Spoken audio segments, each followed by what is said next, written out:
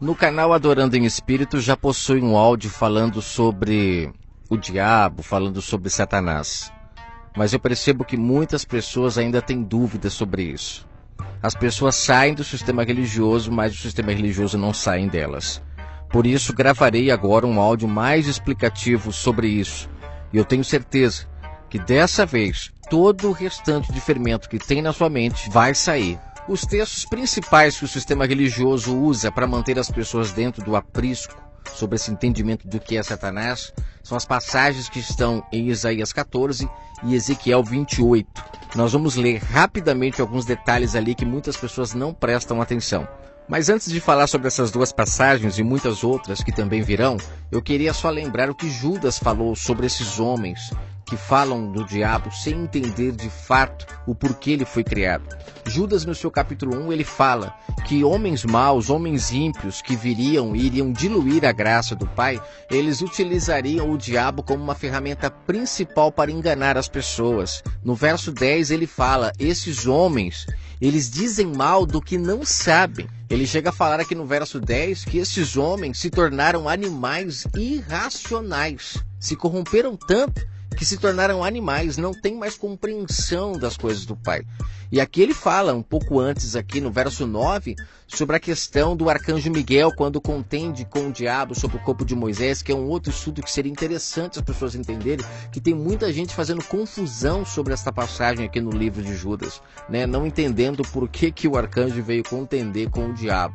Ele veio proteger o corpo de Moisés, e muitos dizendo que o diabo veio buscar Moisés porque Moisés era do diabo. Gente, é uma confusão que o povo faz, dá até medo. Mas aqui em Judas ele fala que esses homens são ímpios, ou seja, não têm amor ao próximo. Eles diluem a graça do Pai. Diluir é você tornar ela insignificante. É você colocar tanta lei no meio da graça que a graça começa a ficar insignificante, né? Então aqui esses homens falam do diabo sem entender. E vamos ler aqui em Isaías, em Ezequiel, o que é falado sobre Satanás, para a gente entender se de fato ali ele está falando de um ser que era bom e ficou ruim realmente, como o sistema ensina. Para eu entrar no assunto, eu gostaria de te fazer uma pergunta, te fazer pensar. Nós, como seres humanos, estamos passivos de erros. Não somos onipresentes, nem onipotentes, nem oniscientes. Podemos a qualquer momento adquirir inimigos por alguma coisa errada que a gente faça, alguma coisa errada que a gente fale, e com isso passamos a ter inimigos, pessoas que vão querer nos destruir. Agora pense comigo, será que o Criador dos céus e da terra, um Deus tão poderoso, que fez todas as coisas, que é onipresente, onisciente e onipotente, ele teria inimigo à altura dele? Será que ele, como onisciente, sabendo de todas as coisas, ele criaria um ser que se rebelaria contra ele e faria toda a humanidade se perder por causa disso? Ele não seria culpado, então, se ele fizesse isso? Agora eu tenho um molho para esta pergunta que vai deixar ela mais interessante. O Messias disse que existe pecado para a morte e existe pecado para a vida. O que é pecado para a morte? Pecado contra o Espírito Santo, blasfemar contra o Espírito Santo. Nós, na carne, podemos blasfemar contra o Espírito Santo. Blasfemar contra o Espírito Santo é você se opor ao que o Espírito diz. É ter um espírito orgulhoso, que não consegue ouvir a voz do Pai. O Messias diz que bem-aventurados são os humildes de espírito. São aqueles que ouvem a voz do Pai e o obedecem. Esses não blasfemam contra o Espírito, mas aqueles que se opõem contra a verdade, esses são blasfemadores contra o Espírito. Então, na carne, nós podemos nos opor ao Espírito do Pai, à verdade. Mas quem já é espiritual, será que a pessoa pode se opor ao que ela é? Quando eu digo pessoa, entenda, eu estou falando do Espírito. Satanás é Espírito, não é carne. Será que ele pode se opor ao Espírito, se nem nós que somos carnais podemos e quando fazemos morremos? O que é pecado para a morte? O que é blasfemar contra o Espírito que leva você à morte? Que morte é essa? Morte espiritual. Você não ouve mais a voz do Pai quando está morto no Espírito. A não ser que se arrependa dos seus maus atos, dando ouvido à voz e volte na onde você caiu. É isso que o texto diz, que você tem que se levantar de onde você caiu. É lá onde você errou, voltar lá e se consertar com quem você defraudou. Quando você faz isso, você volta a ouvir a voz do Pai. volta a estar conectado a ele em espírito, adorando ele em espírito, ou seja, ouvindo a sua voz. Quando o Espírito do Pai, através de suas leis que foram materializadas lá nas tábuas, através de Moisés, e depois o Messias veio e colocou elas no seu devido lugar, que é o entendimento humano, quando elas dizem assim, não matarás, e você está diante de um momento onde você pode matar, e o Messias ainda diz que matar não é só quando você pega uma faca ou um revólver e mata alguém, é quando você pensa mal de alguém. A lei do Pai que está dentro de você, ela diz, não faça isso. Se você fizer, você está blasfemando, você está indo contra a vontade do Pai. E nisso você morreu espiritualmente, gerou pecado ali de morte, porque você blasfemou contra o Espírito, não deu ouvido à voz. O seu Espírito estava orgulhoso ao ponto de não ouvir a voz do Pai que dizia, não matarás, não roubarás, não adultere. Se você não der ouvido à voz do Pai e continuar no seu erro, você é um morto diante do Pai, é o filho pródigo, está morto ali. Está comendo lavagem com o sistema, acreditando que está vivo, aí vem o sistema religioso com seus rituais religiosos, e você acredita que no pra-tempo você está buscando o Pai e tudo mais, você acha que está vivo, mas na verdade está morto, porque blasfemou contra o Espírito. O Espírito falou, não faça, você fez. Aí vai pro sistema pedir perdão, toda aquela ladainha que eu já falei em vários áudios, que não tira pecado de ninguém. São as mesmas práticas que o povo fazia no Antigo Testamento. Ficava ainda atrás de perdão, assim, milagroso diante do Criador do Universo. Mas o perdão do Criador do Universo é como o Messias, ele veio e falou. Está ligado em você perdoar o seu próximo. Pai, me perdoe quando eu perdoo o meu próximo, quando eu me conserto com o meu próximo. E o Messias em Mateus 18 deixou claro. Quando tiveres em briga com o teu irmão, tiver em briga com teu irmão é o quê? É se lembrar em qualquer momento que você tenha desobedecido a voz do Pai, porque todos nós sabemos em que momento nós ouvimos a voz do Pai falando, faça isso, e você fez ao contrário. Volte lá, se levante onde você caiu, se conserte com aquela pessoa, para que então o Messias esteja no meio disso. Que ele fala, onde tiver 2 ou 3 reunidos em meu nome, eu estou. O nome dele é justamente isso, você voltar lá. Nisso ele se faz então advogado da causa. Ao ver que você se humilhou e se levantou onde você caiu, ele como advogado absolve você de suas culpas, quando você se perdoa com o seu próximo e não mais fica praticando sacrifícios. Mesmo que não pratique fisicamente, mas o verdadeiro sacrifício acontece aqui, no entendimento. É quando você acredita que está perdoado sem se consertar com o próximo. Isso é sacrifício. O verdadeiro sacrifício que o Pai aceita é quando você é um sacrifício vivo diante dele. Você vai lá e se conserta, fecha as brechas. Aí você vai sofrer menos na terra e ainda estará vivo diante do Pai. Mas voltando à história do diabo, depois de falar sobre essa questão de blasfemar contra o Espírito, essas coisas todas, ele como Espírito também, ele não pode blasfemar contra o próprio Espírito, ele não está na carne. Mas aí tem uma outra questão que é interessante você analisar. Na história toda, só ele se rebelou? Aí trouxe um terço com ele, como muitos falam de Apocalipse 12, tudo distorcido. Só ele se rebelou? Em toda a história que existe, nenhum outro mais se rebelou? Nossa, estranho isso, né? Se o Criador fosse tão ruim assim, como, né, pro Satanás ter se colocado contra ele, então agora deveria ter sido outros também que se rebelou. Não quero ficar mais lá não, vou pra terra também. Não, só foi ele mais aquele terço lá, depois fechou, nenhum mais desobedeceu. Os outros que estão no céu agora não tem mais livre-arbítrio, só esse que saiu que tinha. Gente, me poupe, vamos entender essa história de uma forma mais clara, porque tem coisa errada aí. Vamos lá, primeiro ponto. Se o Criador do Universo é onipresente, onisciente, onipotente, nada foge do seu controle, ele não deixaria um ser que era bom ficar mal e acabar com todo o seu plano, não. Ele não deixaria. Segundo ponto. Se Satanás é espírito, o espírito não pode se rebelar contra o espírito, porque é só na carne que você tem a opção de escolhas. O tal do livre-arbítrio é na carne. Em espírito você já não tem mais essa opção. Um terceiro ponto também para analisar é a questão de que ele, sendo tão poderoso como ele é, o Criador do Universo, ele não teria inimigo à altura dele, né? Alguém para lutar com ele. Agora vamos ver o que Isaías disse sobre isso. Nós começamos sobre Isaías 14, vamos chegar lá. Mas eu queria que você lesse o que Isaías fala sobre o Criador do Universo. Será que aquela passagem de Isaías 14... ela não está errada não, porque em Isaías 45 ele fala outra coisa. Ele não fala de um ser que era bom e ficou ruim como sendo um diabo, um ser ali que se rebelou contra Deus, né? Não, olha o que ele fala em Isaías 45, no verso 7. Você pode ler todo o capítulo de Isaías 45, que aqui ele está falando sobre a grandeza do Criador do Universo, sobre não existir outro Deus além dele. Ele diz o seguinte no verso 7, através da boca do Pai ele fala: eu formo a luz. Isso é o próprio Pai falando pela boca dele. eu crio as trevas, eu crio, não é alguém que criou, não. O Pai dizendo, eu crio, eu faço a paz e eu crio o mal. Eu, o Senhor, faço todas as coisas. Gente, só que já podia acabar o áudio, né? Mas como eu sei que o ferimento é grande, vamos continuar. No livro de Deuteronômio está escrito que o Pai, ele colocou o caminho da bênção e da maldição diante do povo. Então o Pai colocou os dois caminhos. Não foi alguém que se rebelou e criou o caminho do mal. Não, é o Pai que criou os dois caminhos. Mas para poder dar a paga de quem vai pelo caminho do bem ou o caminho do mal, ele cria então Satanás.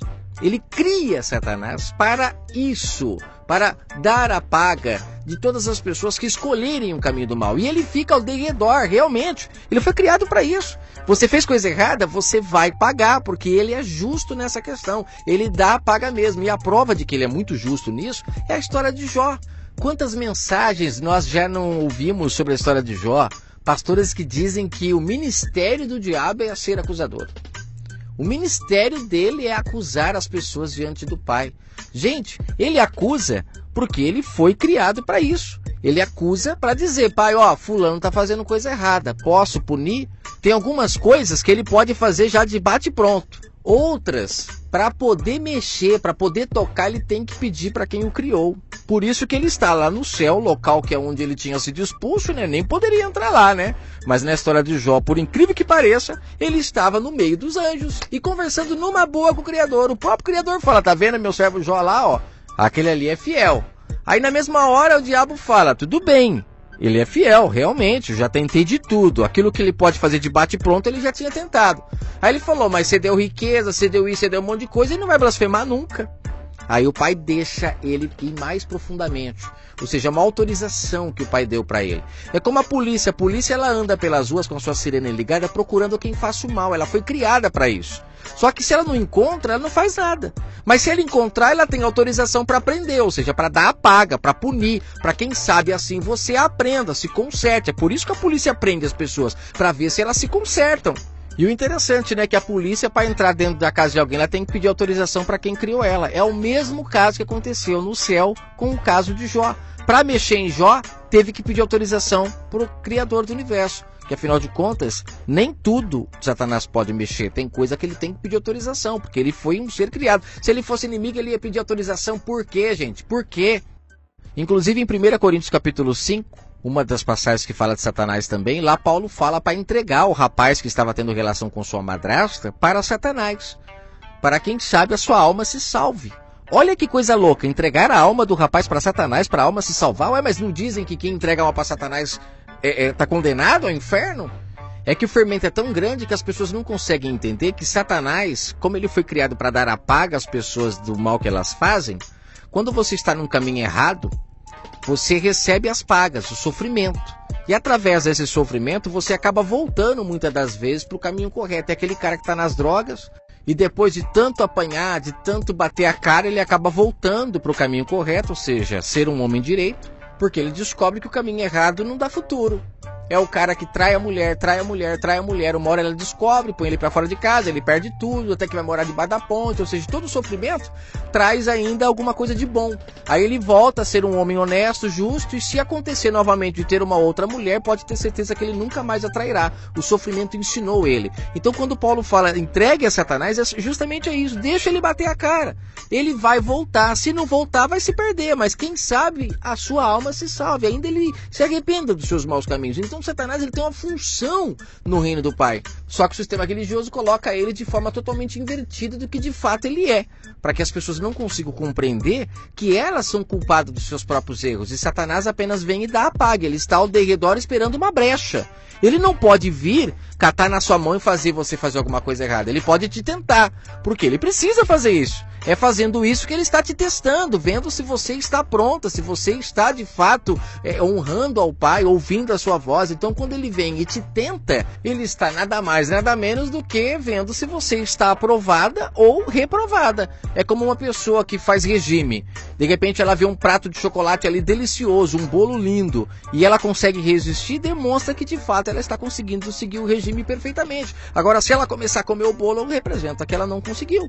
Então esta é a tentação que ele faz. Mas não se esqueça das palavras do Criador para Caim. Caim, O pecado jaz à porta, cabe a tu dominá-lo, cabe a nós. Você está entendendo isso?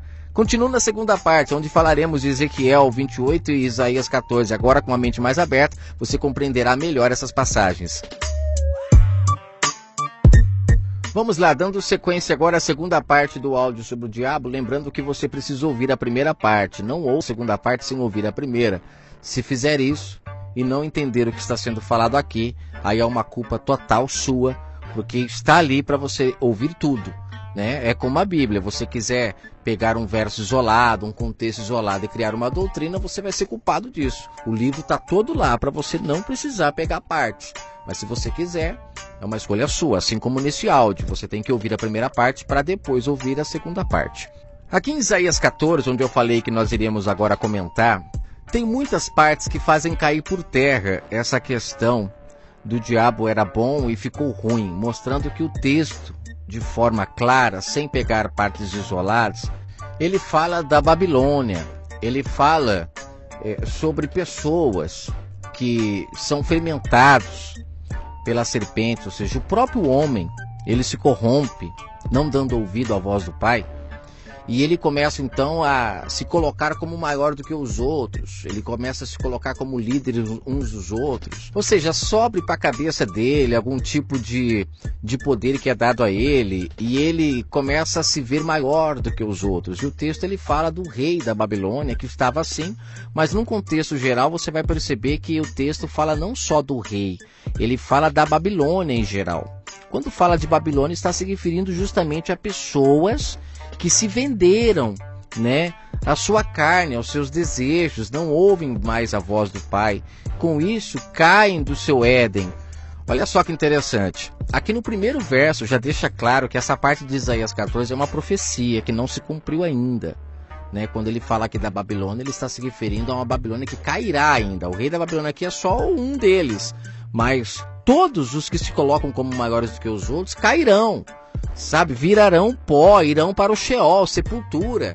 E o texto inteiro fala sobre isso, sobre a questão da Babilônia. Homens que se colocaram como maior do que os outros, mas morrerão como todos os outros. E lá na sepultura, as pessoas, quando virem eles chegando, vão falar: mas vocês não eram tão grandiosos, tão poderosos, nos escravizaram, nos espremeram até onde pôde, e agora vocês estão aqui junto conosco, vocês não se diziam ser deuses? Os reis da Babilônia, eles eram considerados como deuses, né, naquela época. Até hoje, se você falar para uma pessoa que um pastor vai para o inferno, tem gente que até te bate, porque elas acreditam que não vão. Imagina, se um dia eles se encontrarem no inferno e ela falar: mas você não era pastor, não pregava para tanta gente, agora está aqui também. Então, mais ou menos o mesmo nível de entendimento você tem que ter para essa história aqui. O profeta está dizendo para o rei da Babilônia: vocês são seres humanos e estão se colocando como maiores que os outros. Só que no primeiro verso ele fala: o Senhor terá compaixão de Jacó, ele tornará a escolher Israel e estabelecerá em sua própria terra. Os estrangeiros se juntarão a eles e farão parte da descendência de Jacó. Quem são os estrangeiros? Somos nós, somos os gentios, que fomos enxertados na videira, que não fazemos mais parte agora de um sistema religioso em si. Não fazemos mais parte da Jerusalém terrena, fazemos parte de uma Jerusalém celestial. Por isso que o Pai fala, que aqui o profeta fala, que ele separará Israel, ele voltará a escolher, ou seja, até o povo de Israel é seleto quem se salva.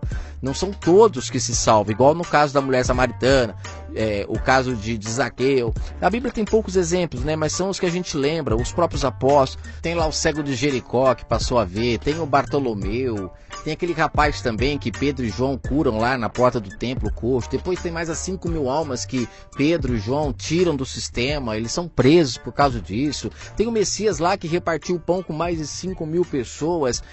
Você vê que o pão é a palavra, não é pão físico. O sistema traz que é pão físico, a gente não entendeu o tanto de gente que se libertou naquela época. Multidões estavam seguindo o Messias e deixando o sistema religioso para lá. E a cada dia eles iam perdendo o seu poder, os seus ganhos começou a diminuir muito com o Messias presente ali naquela época. Todas essas pessoas, por darem ouvido à voz do Espírito, à voz do Messias, elas foram abrindo seus olhos espirituais, seus ouvidos, se libertaram das suas paralisias, e com isso elas foram selecionadas para participar da Nova Jerusalém. E tudo isso se cumpre como o Messias disse em João 10, a questão de haver um pastor e um rebanho, quando as ovelhas de fora do aprisco se juntassem com as de dentro. É o que o profeta está falando aqui, o povo seleto de Israel se unisse com os de fora. E a Babilônia, quando isso começar a acontecer de fato, vai começar a cair. Nós percebemos que isso já começou a acontecer. Muitas pessoas abandonando a Babilônia, já começando a buscar o Pai em Espírito, cujo era propósito do Messias. Começou a acontecer em Atos, mas depois o sistema religioso se levantou. A besta novamente recebeu o seu poder, foi ferida pelo Messias, né, o engano da Babilônia. O Messias feriu na cabeça, o povo começou a acordar, começou a deixar de praticar sacrifícios, agora para abençoar a vida um do outro, né? Como em Atos 2, o povo vendendo tudo que tinha. Você acha que era comum o povo praticar aquelas coisas lá? É claro que não.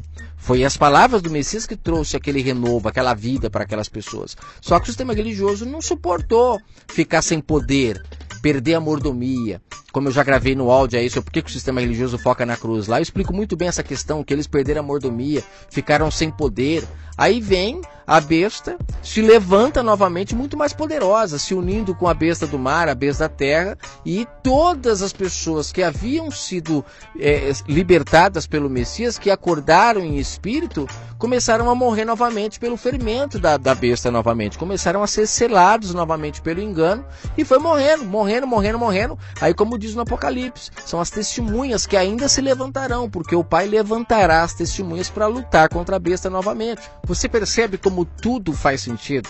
Então, quando aqui em Isaías 14 está falando da Babilônia, o profeta está enxergando a maldade daqueles homens. E ele diz para eles aqui, né, como caiu do céu a estrela da manhã. A estrela da manhã, a palavra Lúcifer significa estrela da manhã, né, filha da alva. Ou seja, era uma estrela que estava brilhando no céu, mas que perdeu o seu brilho. A estrela da manhã é aquela estrela que, se você acordar de manhãzinha, ela sempre está lá sozinha, acesa, né? Então ele estava dizendo aqui para o rei da Babilônia que ele era como uma estrela da manhã aos olhos do Pai. Mas ele perdeu o seu brilho porque ele começou a utilizar do poder que foi dado a ele para escravizar as pessoas, gente. É tão nítido. Leia o contexto todo para você entender. Inclusive fala aqui que este rei, né, essas pessoas, elas iriam morrer, iriam para as profundezas do Sheol. Sheol significa sepultura. Você acha que um espírito vai para a sepultura ou ele está se referindo ao rei da Babilônia? Olha só, fala que ele irá ao fundo do abismo, né, no verso 15. Então fala aqui que ele colocou no coração dele que iria subir ao céu, erguer o trono dele acima de Deus e tal. Gente, não é assim que as pessoas fazem quando elas são soberbas. Elas acham que são Deus, elas acreditam que têm autoridade para dominar as pessoas, para mandar nas pessoas.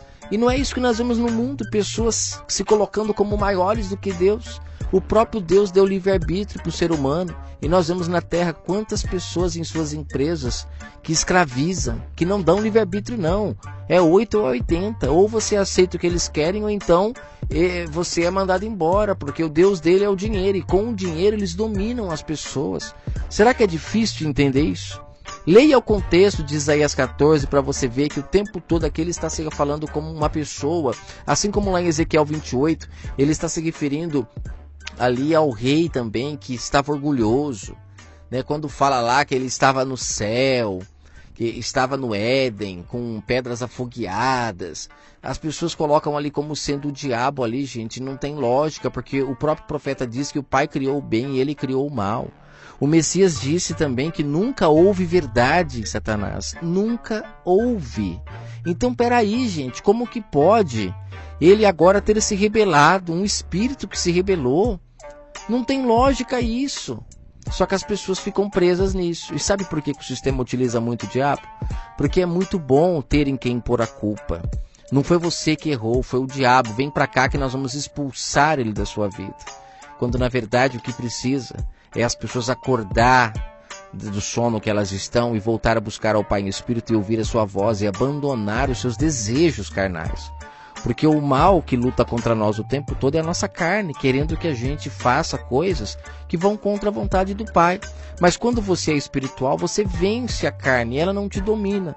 Só que o sistema religioso vem cria esse inimigo que está o tempo todo lutando com você para tirar você da presença de Deus, como eles dizem, né?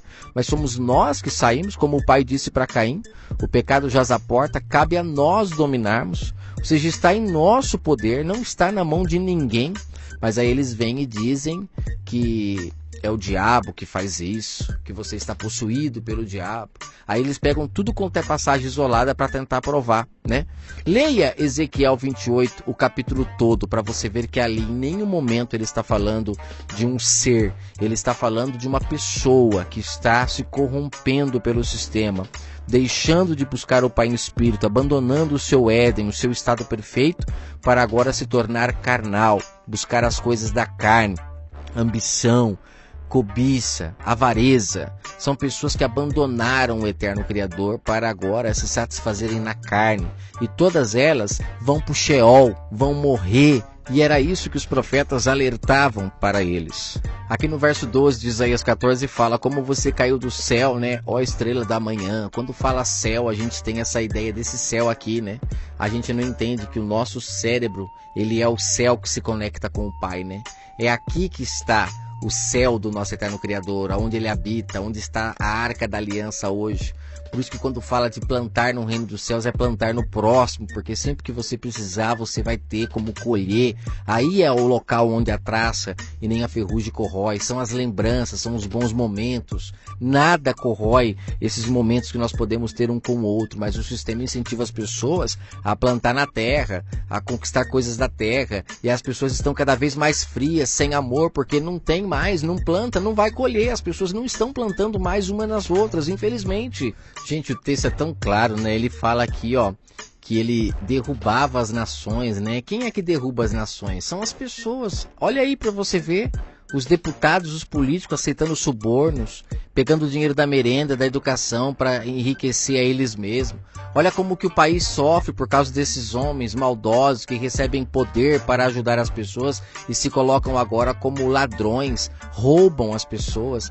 Perceba, essas pessoas precisam ser tiradas do meio da humanidade. São os joios que acabam com a terra e faz a terra não ter sabor. Nós poderíamos viver num paraíso se não fossem essas pessoas. Aqui no verso 11 ele fala que essas pessoas são soberbas, mas elas serão lançadas na sepultura junto com o som das suas liras, na cama das larvas, sua coberta serão os vermes. Gente, aonde que um espírito passa por isso? É coisa carnal, é a nossa carne que vai passar por tudo isso. E esses homens sendo carnais, sabendo que vão morrer se continuarem praticando isso, eles continuam na sua soberba, na sua ganância, querendo aquilo que é do próximo. Eles não têm direito de fazerem isso, de caírem do seu Éden e pôr o mundo inteiro a perder pela sua cobiça, pela sua ambição. Você está entendendo isso? Olha só que no verso 16 ele fala: os que olham para você se admiram da sua situação. Por respeito, eles ponderam. Eles dizem: mas esse não é o homem que fazia tremer a terra e abalava os reinos? O homem não está falando de um ser, como que pode os caras fazer uma analogia desse texto com o inimigo, gente? Sendo que o próprio profeta dizia que o Pai criou o bem, o Pai criou o mal. É tirar a autoridade demais do nosso Criador, né? Leia Ezequiel 28 e você vai ver que o contexto todo fala a mesma coisa que aqui Isaías. São dois profetas diferentes falando a mesma coisa, dando um raio-x da vida daqueles homens que estavam perdidos diante do Pai. Haviam perdido toda a graça, todo o brilho que eles tinham. Eram estrela d'alva, realmente, Lúcifer, porque Lúcifer significa estrela d'alva, estrela da manhã. E o Messias, lá no Apocalipse 22, ele fala que ele é a estrela d'alva. Então ele é o Lúcifer, não esses homens que se colocaram como reis. Ele é quem pode receber esse título de Lúcifer, de estrela d'alva, a estrela que nunca apaga, porque ele não deixou cair. Ele não aceitou comer do fermento da Babilônia. Ele se manteve firme, não foi como esses homens que caíram do Éden. O Messias continuou espiritual e com isso ele recebeu então o título de filho. Ele foi exaltado perante o Pai porque não cedeu às tentações da carne. Em 2 Pedro, capítulo 1, verso 19, Pedro fala que o Messias ele é a palavra que os profetas falavam. Ele é a estrela d'alva que brilha em nossos corações, o Lúcifer de nossas almas, a luz que ilumina a escuridão. Olha como o sistema confunde todos, fala que Lúcifer é o diabo, gente, é um absurdo. Leia aí 2 Pedro, capítulo 1, verso 19, veja se sou eu que estou inventando. Você pegando agora este raciocínio, você vai pegar todos os textos que falam de diabo na Bíblia e você vai começar a compreender que diabo significa opositor. Satanás é opositor à verdade. Ele foi criado justamente para se opor, para que a luz se manifeste. Aqueles que quiserem continuar nas trevas, continuarão.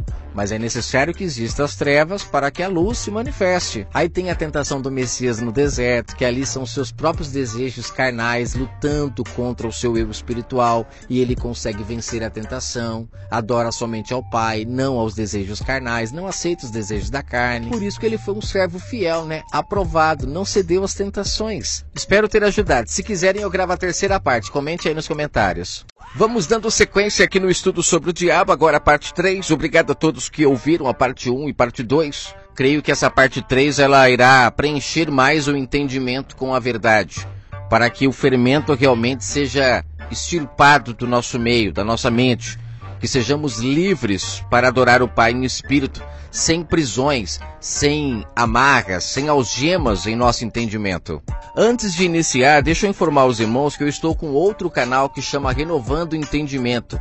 Se os irmãos quiserem se inscrever lá, é interessante. Eu estou com os dois canais porque, caso aconteça de algum canal dar algum problema, eu tenho os irmãos já inscritos no outro canal também. A gente não perde o contato. Esse Renovando o Entendimento, ele tem a cara assim de uma pessoa em desenho com o cérebro em evidência. Você vai perceber. Digita aí, Renovando o Entendimento. Aí se inscreve lá, alguns irmãos já se inscreveram. Inclusive esses áudios aqui, eles estão na íntegra lá. Para você abaixar, às vezes é melhor. Aqui eu vou trabalhar sempre com essa questão de por partes. Quem quer ouvir 15 minutos e tal, mas lá está na íntegra. Eu coloco sempre lá também agora. Vamos lá então. Parte 3 sobre o estudo O Diabo.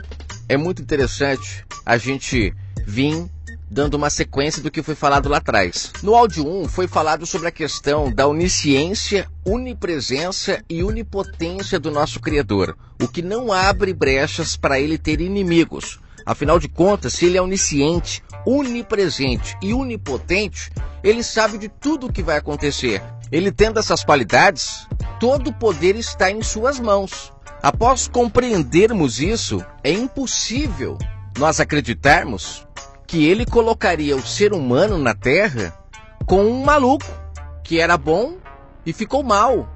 Ele, sabendo disso, ele nunca teria colocado o ser humano na Terra para viver no meio desse tiroteio, desse fogo cruzado. Não, com certeza não foi nada disso. O sistema religioso, eles fermentam essa história para poder se beneficiar desse ser, como disse Judas no capítulo 1. Um ser que eles não sabem o porquê foi criado. Judas disse isso, não sou eu que estou falando. Esses falsos profetas, nuvens sem chuva, como disse Judas no capítulo 1. E o que Judas quis dizer quando ele se referiu a esses homens como nuvens sem chuva? É porque eles dizem que são. Dizem que falam em nome do Pai, mas de sua boca não vem chuva. E a chuva aqui representa a palavra do Pai, porque a chuva ela cai sobre a plantação para a plantação dar frutos. Quem é a plantação? Somos nós. Então, quando a palavra pura do Pai cai sobre nós, nós geramos frutos. Agora, se esta palavra que está caindo não é do Pai, nós não geramos frutos. É por isso que lá em Marcos 12, Israel é comparada a uma vinha, né? Onde o Pai planta um lagar e caindo a chuva daria fruto, mas o sistema começou a se beneficiar do fruto. Eles não estavam dando fruto mais para o Criador do Universo, mas sim para estes homens, os falsos profetas, nuvens sem chuva. Mas só para não me estender, deixa eu explicar como é que eles se beneficiavam do fruto. As pessoas faziam mal umas para as outras e ao invés de se consertarem umas com as outras, elas iam sacrificar. E quando chegavam para sacrificar, elas tinham que comprar o animal. Então aqueles homens, eles se beneficiavam dos problemas das pessoas. Você entende? O Messias, quando veio, ele falou tudo ao contrário. Vai e se conserta com teu irmão. Chega de sacrifício, Pai, que é obediência. Mas a maioria das pessoas não entendiam. Estavam muito fermentados por aqueles homens. E sobre a história do diabo, esses homens, eles usam essa história de forma fermentada para manipular as pessoas, para gerar medo nelas. E com isso, elas ficam escravas nas mãos dos falsos profetas. Eles utilizam muito essa história para se beneficiar. Perceba como eles agem. Eles colocam na mente das pessoas que quem a faz pecar é o diabo. E o diabo só faz isso porque ele se tornou inimigo de Deus. Ele foi contra o Criador lá no céu, e aí se rebelou, o Pai colocou ele para fora, e junto com ele, ele trouxe ainda 1/3 dos anjos. Gente, analisando friamente, o Criador então ele deve ter algum defeito.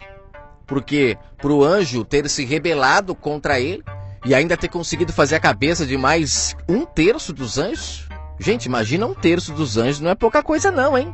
Não é pouca coisa não. É muito anjo que foi contra o Criador também. E por quê? Agora eu te pergunto, existe livre-arbítrio entre os anjos? Só aconteceu uma vez na história de um anjo se rebelar, os outros não têm livre-arbítrio mais. O Pai abriu uma exceção, o Pai abriu uma vaga na época. O anjo quiser se rebelar, o fale agora ou cale-se para sempre. Aí ele se rebelou, os outros 1/3 também. Acabou, depois daquilo nunca mais aconteceu. Os outros que estão no céu perderam a oportunidade de se rebelar. Será que o Pai, ele não é amor, ele não é perfeito ao ponto de alguém querer negá-lo? Só que com essa história contada desse jeito que eu acabei de falar, porque é isso que o sistema diz que aconteceu. Um anjo era bom, ficou ruim, se rebelou, como se existisse livre-arbítrio entre os anjos. E aí ele agora, o Pai expulsou ele de lá, utilizando passagens isoladas da Bíblia, eles falam sobre isso. É legal eu comentar sobre essas passagens para a gente entender claramente ali quem são os anjos que Satanás trouxe 1/3, como diz no Apocalipse 12. Lembrando que se você ler Apocalipse 12, quando fala que Satanás derrubou 1/3 dos anjos, algumas bíblias dizem estrelas do céu, se você ler lá, quando ele fala diabo e Satanás, ele está dando um título à serpente, que se tornou dragão. Então quem são as serpentes que cresceu, evoluiu, virou dragão, como eu disse já no áudio no canal sobre isso, a serpente cresceu. Você tem que entender quem são as serpentes que cresceu, evoluiu, virou um dragão, e quanto mais as serpentes crescem, quanto mais os dragões crescem, mais a mentira é divulgada, porque Satanás, o diabo, é opositor à verdade. Então a serpente é alguém que propaga mentira. Agora, quem foi mesmo que o Messias chamou de serpente? Que João, quando estava batizando, chamou de raça de víboras? E quando o Messias disse, agora vocês vão pisar na cabeça de serpentes e escorpiões, será que era o diabo? Ou eram as pessoas que propagavam a mentira? Os discípulos foram capacitados para pisar na cabeça da serpente, assim como lá no Gênesis foi profetizado que a descendência da mulher pisaria a cabeça da serpente. Quem é esta mulher? É a Nova Jerusalém, a Jerusalém do Alto, a mãe dos nascidos do Espírito, como disse Paulo em Gálatas 4. Filhos que nascem sem lei, os filhos da promessa, filhos que nascem da vontade do Pai, não da vontade do homem, filhos que demoram para nascer, assim como todos os filhos das mulheres que eram estéreis, demorava para nascer, mas quando nascia eram os amados do Pai. Sombra para nós compreendermos o mundo espiritual, como ele funciona. E agora tem nascido muitos filhos da vontade do Pai. E não diga que eu estou falando besteira, porque o próprio Paulo em Gálatas 4 utiliza a história lá de Isaac, de Abraão, de Sara, de Agar como alegoria, como uma representação do mundo espiritual. Não diga que sou eu que estou falando isso, leia Gálatas 4. O Messias, quando veio, ele chamou os líderes religiosos de serpentes. Eles estavam sendo ali serpentes porque eles estavam aderindo à mentira. Eles estavam indo contra o espírito da verdade, a verdade do Pai. Eles estavam blasfemando. Já falei no áudio 1 sobre essa questão de blasfemar. Blasfemar contra o Espírito do Pai é o que Pedro fez quando o Messias falou que precisava ser morto. E Pedro disse que não precisava não. Aí o Messias olhou para ele e falou, afaste-se de mim, Satanás. Ali não era Satanás nenhum no sentido de um ser que estava induzindo Pedro a falar aquilo, não. Era o próprio Pedro que, por estar ainda fermentado, ele não conseguia compreender que o Messias precisava colocar fim a todo aquele sistema religioso para que as pessoas pudessem se salvar. Porque aquele sistema religioso, eles estavam trazendo escuridão na mente das pessoas. Elas não estavam se consertando umas com as outras, elas estavam totalmente com as mentes obscurecidas, escravizadas na mão daqueles homens que estavam fazendo elas de capachos. As pessoas estavam carregando fardos enormes por causa daqueles ensinamentos daqueles homens. E o Messias precisava morrer para colocar fim naquilo. E quando ele diz isso para os seus discípulos, Pedro levanta e fala, não, Senhor, tenha compaixão de ti. Não, nós não vamos deixar que isso aconteça, não. Aí o Messias fala, afaste-se de mim, Satanás. Por quê? Satanás estava ali incorporando Pedro? Não, era o Pedro, na sua ingenuidade, que não tinha compreendido o que precisava acontecer para pôr fim àquilo. Então, naquele momento, Pedro ele se tornou um Satanás no sentido de opositor, porque nós não podemos esquecer que Satanás, diabo, significa opositor à verdade, significa um adversário. Você está entendendo? Então, quando você fala alguma coisa que é contra a verdade do Pai, você está sendo um Satanás ali. Você está sendo um diabo, porque você está se opondo à verdade. Você está blasfemando a verdade. E quando isso acontece, você morre espiritualmente. Você está entendendo? Esse é o pecado para a morte. A blasfêmia contra o Espírito Santo. O próprio Messias disse que todos os outros pecados são perdoados, mas a blasfêmia contra o Espírito Santo não. Ou seja, quando você se opõe à verdade, você não tem perdão para você. E esse momento da história que eu acabei de falar agora, ele está descrito em Mateus 16, a partir do verso 21. Ali o Messias começa a mostrar aos seus discípulos que convinha ele ir para Jerusalém e padecer muitas coisas, né? Pelos principais sacerdotes e escribas, para ser morto e ressuscitar ao terceiro dia. Eu li aqui o verso 21 de Mateus 16, né? Olha que interessante, quem matou ele realmente foi os sacerdotes, os escribas. Não foi Pilatos, como o sistema tenta jogar a culpa em Pilatos. Não, foi o sistema religioso que matou. Aqui no verso 21, o Messias deixa claro, precisava ir para Jerusalém para sofrer na mão dos sacerdotes e dos escribas, até ser morto. Olha que coisa louca, que entendimento agora aqui, gente. E no verso 22 é quando Pedro fala, tomando o parte, ou seja, ele começou a falar repreendendo, dizendo, Senhor, tem compaixão de ti, de modo nenhum te acontecerá isso. Aí no verso 23 é onde o Messias fala, para trás de mim, Satanás, que me serves de escândalo, porque não compreendes as coisas que são de Deus, mas só as que são do homem. Olha só que coisa louca. Aqui o Messias deixou claro que Pedro estava tendo uma compreensão humana, não das coisas espirituais. Ele não estava vendo espiritualmente. Só que Pedro não falou com má intenção. Ele estava querendo proteger o Messias, de bom grado. Só que sem ele perceber, ele estava ali blasfemando contra o Espírito. Então, o que era Satanás ali? Era o seu entendimento carnal. Ele não havia ainda renovado o seu odre para compreender as coisas do Espírito. Então tem muita gente que às vezes você olha e fala assim, nossa, mas ele é tão bonzinho, será que ele ensina ou engana? Você só vai saber se você for espiritual para compreender as coisas do Espírito e poder analisar. Porque se você não for espiritual, você pode muitas das vezes estar ouvindo um homem que é carnal, mas como ele é tão bonzinho, ele quer só o bem, então você não percebe que ele tem o espírito do engano nele, ou seja, ele está blasfemando contra a palavra. É necessário nascer do Espírito para você poder discernir todas as coisas. Como Paulo diz, quem é espiritual discerne todas as coisas. E ele disse isso em 1 Coríntios capítulo 2, verso 15. Quem são as serpentes? São os homens enganadores que fazem as pessoas caírem do seu Éden, perderem o seu brilho diante do Pai. Aí falando em cair do Éden, né? Eu já tenho vários áudios no canal que eu falo que o Éden é o estado pleno do homem, onde o homem tem controle de suas atitudes. Os frutos que ele gera, automaticamente ele come e ele acaba gerando, são os frutos espirituais.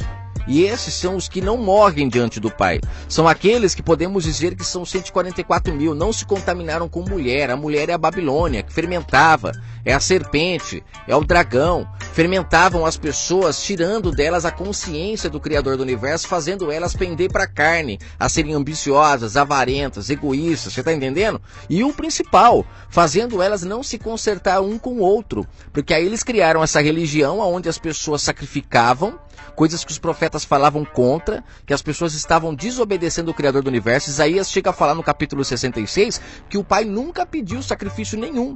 E ele chega a dizer que quem mata um animal perante o Pai é como quem mata um homem e vai pagar caro quem faz isso. Ah, você acha que eu estou mentindo? Isaías 66, versículo 3.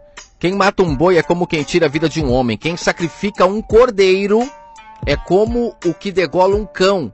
Quem oferece uma oblação é como quem oferece sangue de porco. Quem queima incenso em memorial é o que bendiz a um ídolo. Também esses escolhem os seus próprios caminhos e a sua alma se deleita nas abominações. Que abominações? Abominações que foram infiltradas da Babilônia para dentro lá de Israel. Israel foi levado a cativo muitas vezes. Eu falo isso no áudio, por que o sistema foca tanto na cruz. Ouça esse áudio, lá eu narro o que Estevão falou em Atos 7, quando ele fala que o povo de Israel não sacrificou ao Criador do Universo no deserto, como o sistema insiste em dizer que é. Não, Estevão deixa claro em Atos 7 que não foi ao Criador do Universo que eles sacrificaram. Foram aos ídolos que eles aprenderam a adorar na Babilônia. E o Pai deixou. O Pai se afastou, inclusive, para eles continuarem com as abominações deles. E Ezequiel, no capítulo 8 e 9, fala sobre essas abominações. Leia lá para você ver. Pelo jeito eu vou ter que gravar a parte 4 para dar sequência nesse estudo. Creio que ele está muito interessante. Finalizarei lendo Ezequiel 28. Eu comentei há pouco tempo agora que o Éden é o estado perfeito do homem, é quando o homem come da árvore da vida e ele se mantém sendo espiritual. E eu vou ler na parte 4, Ezequiel 28, porque a partir do verso 11 é uma passagem que o sistema utiliza muito para colocar ali que está falando do diabo, porque fala que ele esteve no Éden, era coberto de pedras preciosas, era um querubim ungido, né? Ele estava estabelecido no monte de Deus, mas aí foi achada iniquidade nele, aí depois ele foi expulso. Então o sistema utiliza muito essa parte para falar sobre o diabo, e nós temos que entender que ali o profeta está fazendo um raio-x da vida do rei, o rei de Tiro, que se você ler do verso 1 até o verso 10, ali deixa claro que o rei estava se colocando como Deus perante as pessoas, e ele não era. Inclusive no texto fala que ele seria lançado na cova e tudo mais. Vamos para a parte 4. Vamos agora dar sequência ao estudo com o tema O Diabo. Esta é a 4ª parte. Eu peço por gentileza que antes de você ouvir essa parte, você ouça a 1ª, a 2ª e a 3ª parte, para que não fique fermentada esta 4ª parte no seu entendimento. Aqueles que querem de fato descobrir a verdade, eles não ficam pegando trechos isolados, eles compreendem a história de uma forma geral, para que você não seja enganado. Uma prática muito usada pelo sistema religioso. É verso aqui, verso ali, contexto aqui, contexto lá, pegam a história na metade da história e as pessoas ficam boiando sobre o contexto geral. E falando sobre o contexto geral, eu comentei no finalzinho do áudio 3 que eu iria falar sobre a passagem de Ezequiel 28, uma passagem muito utilizada pelo sistema religioso para dizer que ali está se falando do diabo. E será que está mesmo?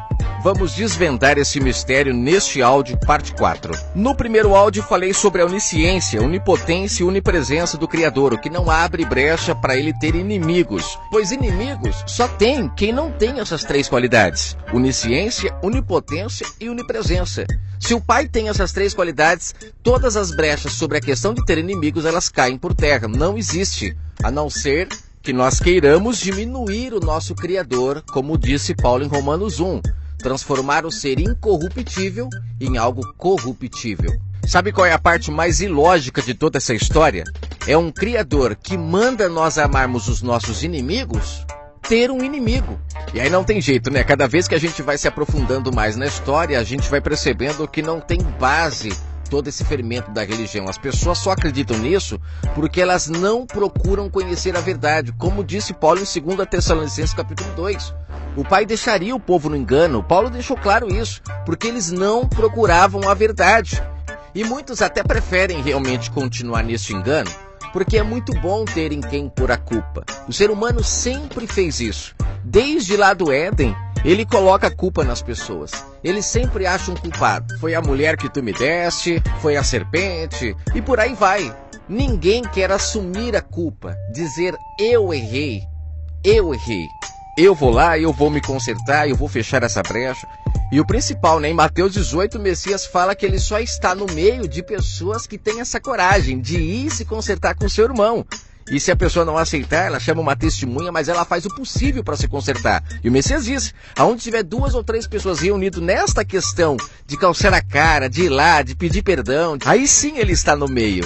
Não no sentido religioso, mas entre pessoas que têm coragem de assumir as suas culpas.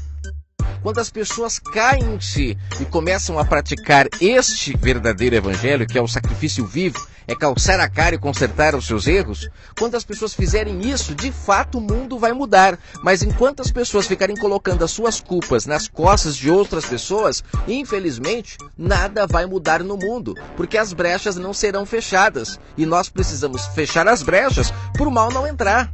Aí talvez você diga, aí você acabou de falar que o mal ele vai entrar na pessoa. Gente, eu não digo que o mal não existe.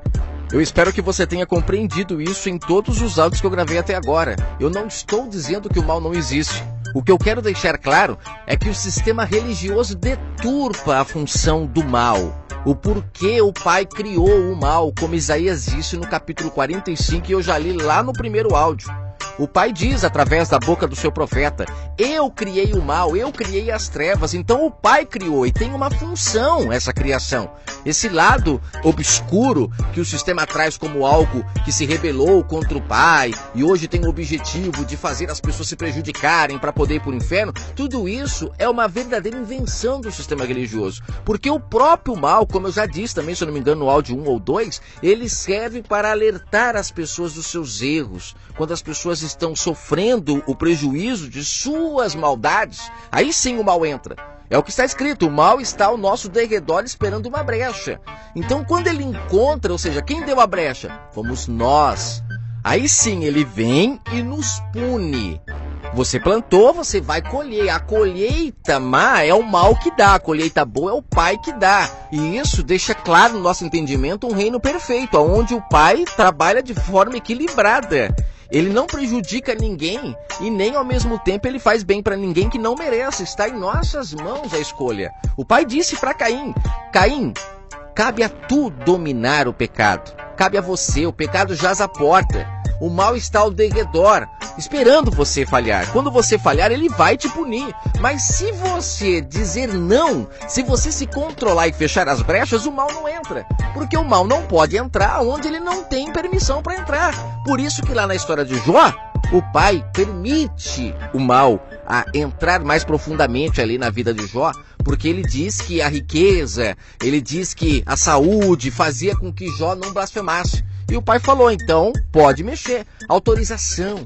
Olha só que reino equilibrado. O Pai dando autorização para ele aprofundar mais. Ué, o cara não blasfema, deixa eu me aprofundar mais. Aí põe doença, aí ele fica pobre, um monte de coisa para ver se ele blasfema. Aí nós temos que imaginar assim, né? Então o Pai, ele agiu com maldade ali na vida de Jó? Não, gente. Como nós vamos ser aprovados se nós não formos testados? Como saber o que é palha, o que é ouro?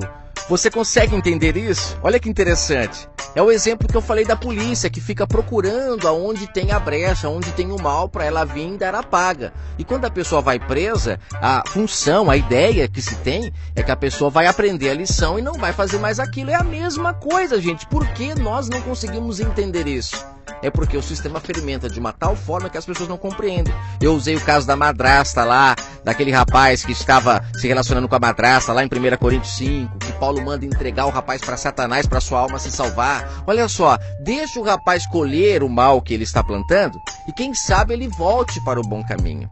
Então todo o mal que a gente sofre, ele não tem um lado negativo como o sistema ensina. Eu vou entrar já na passagem de Ezequiel 28, mas essa introdução ela é necessária para descauterizar um pouco mais a mente. Imagine uma dor de dente. O que causou uma dor de dente? Foi você que não escovou, que não cuidou, então a dor de dente chega. Aí você vai no dentista. Então você percebe que a dor, o sofrimento trouxe para você a memória de que você não está cuidando. E aí você passa a cuidar. Então você percebe, é o mesmo caso. É aquela dor de barriga que você tem, é aquela dor no peito, aí você procura um médico. Então a dor ela é um sintoma de que você está caminhando pelo lado errado e você precisa voltar e se consertar. Então é um reino equilibrado, onde tudo funciona harmoniosamente. Só que aí vem um sistema, as pessoas vão para a igreja desempregada, doente, um monte de coisa, eles falam que é o diabo, gente, pelo amor de Deus. Não, essas são as ferramentas que o Pai criou para mostrar para você que você está no caminho errado. Aí você vai pro sistema religioso, sabe o que acontece? É aquele filho que faz um monte de coisa errada e vem pro pai e o pai passa a mão na cabeça e não dá a punição pra pessoa. Ela sai dali achando que é o diabo, não é ela. É aquele filho que a professora fala, olha, seu filho tá batendo nos amiguinhos da escola. E aí você fala, não é ele que tá batendo, são os amiguinhos que tá provocando. Aí esse filho cresce um filho bastardo. É como disse Oséias, filhos bastardos não são filhos do nosso pai, são filhos da Babilônia. Crescem enganados, fermentados e aí fazem coisas erradas, são punidos pela lei da semeadura e os líderes religiosos são capazes de falar que não. É como se eles dissessem assim, esse negócio de lei de semeadura não existe não. O seu filho plantou arroz e está colhendo arroz, mas o certo era colher feijão. Gente, é um absurdo isso que eles falam. As pessoas precisam aprender com os seus erros, aprender. Tá doendo? O que tá acontecendo? O filho não fala com você? A mulher foi embora? Você tem que acordar. É você que não plantou, é você que não regou, é você que não foi atrás, é você que não cuidou. O pai está te mostrando através da frieza deles que você precisa dar um cobertor para eles, cuidar melhor, para que você possa colher. Isto é plantar no reino do Pai. e você fica plantando na terra, onde a traça e a ferrugem corrói, onde o ladrão rouba. O Pai quer que você plante na mente das pessoas. É ali que está o reino do Pai. A arca da aliança está ali, a presença dele está ali. Faça por merecer. Traga boas lembranças à sua esposa, para quando ela quiser se separar de você, ou quando aparecer o Ricardão, ela vai lembrar, não, mas meu marido é tão carinhoso, meu marido é tão amoroso, ele é tão gente boa comigo, ele cuida de mim, para que eu vou abandonar um homem tão bom desse? O meu pai é um paizão, ele me leva para passear, ele me leva para chupar um sorvete, o meu pai tá sempre do meu lado, por que eu vou ouvir o conselho desse drogado, dessa pessoa que o pai dele não deu calor para ele, não alimentou o espírito dessas pessoas com coisas boas e agora estão colhendo. Aí eles falam que é o diabo, e as pessoas não crescem, o seu espírito não se purifica, porque esta carne nossa, ela serve para purificar o nosso espírito. Quando a gente está fazendo alguma coisa errada, a carne sente dor. Isso é uma demonstração de que você tem que se consertar, voltar para o seu Éden, porque quando você volta para o Éden, não tem choro. É como está escrito, a lágrima não existe no reino espiritual do Pai, a não ser se for de alegria, porque as pessoas que estão no Éden,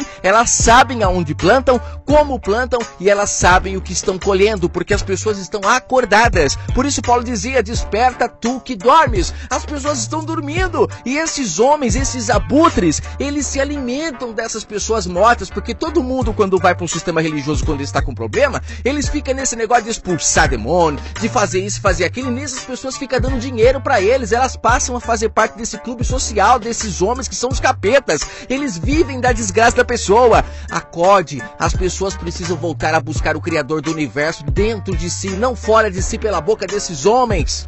Nuvens sem chuva, como disse Judas no capítulo 1.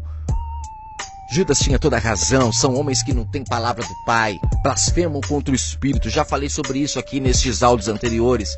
O que é blasfemar contra o Espírito? Esses homens, eles fazem as pessoas blasfemar contra o Espírito Santo. E quando o Messias disse lá em Mateus 12 sobre o que é blasfemar contra o Espírito Santo, o texto é claro. Aqueles homens estavam dizendo que o que ele estava fazendo era em nome do diabo. E ele disse, olha, a blasfêmia contra o Espírito Santo não tem perdão. Vocês estão indo contra a verdade. Vocês é que estão enganando essas pessoas. Vocês é que estão tornando elas mudas, surdas, paralíticas, através dos seus ensinos enganadores. E elas não são capazes de reconhecer os seus erros. Vocês é que estão indo contra o Espírito do Pai. Eu cheguei para libertar elas. E às vezes um áudio desse aqui, ó, que traz libertação para muitas pessoas, tem muitos líderes aí que estão ouvindo e estão criticando, estão falando mal. Sabe por quê? Porque estão blasfemando contra o Espírito do Pai, que quer consertar o espírito das pessoas, e eles não deixam, porque eles lucram com os mortos, seus abutres. Então vamos lá, gente, para correr aqui, para não demorar muito. Eu falei sobre Pedro, que quando Pedro é chamado de Satanás pelo Messias, lá em Mateus 16, Pedro estava na carne. O texto é claro. Por isso que o Messias o chama de Satanás. Pedro não compreendia o mundo espiritual. E por amor ao Messias, ele não queria que o Messias fosse morto.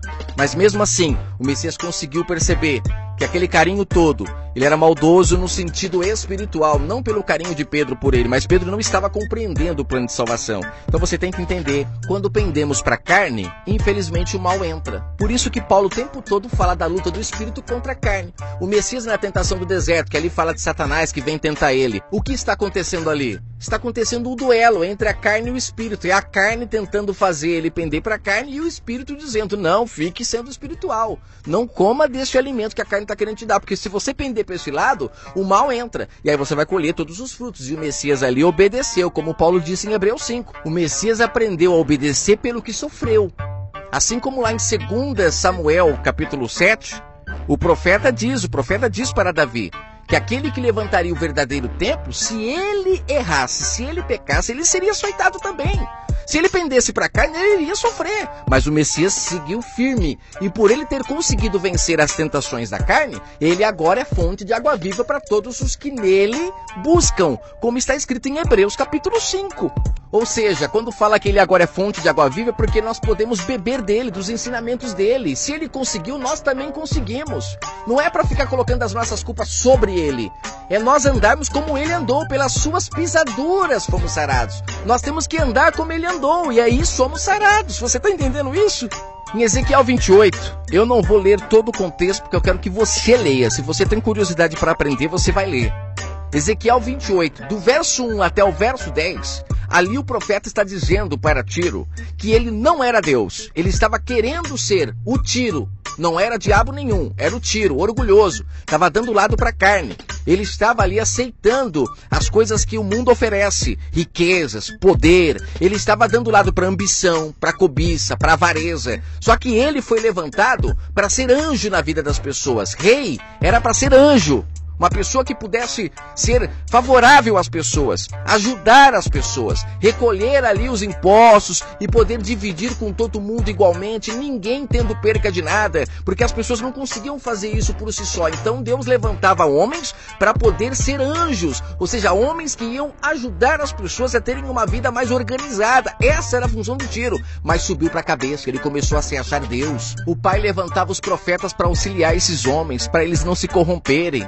O mundo estava na mão deles. E se eles se corrompessem, todos perdiam. Agora leia Apocalipse 12, quando fala que Satanás, ou seja, o dragão, ele corrompeu, ele fez cair 1/3 dos anjos. Ali não são anjos que estão no céu. São pessoas que deram lado para a carne e fizeram o mundo se tornar um mundo caído, um mundo sem amor, porque a ambição entrou, pessoas corruptas. E para finalizar, se ele foi expulso no céu, por que no texto de Ezequiel 28 ele ainda está com pedras afogueadas no Éden?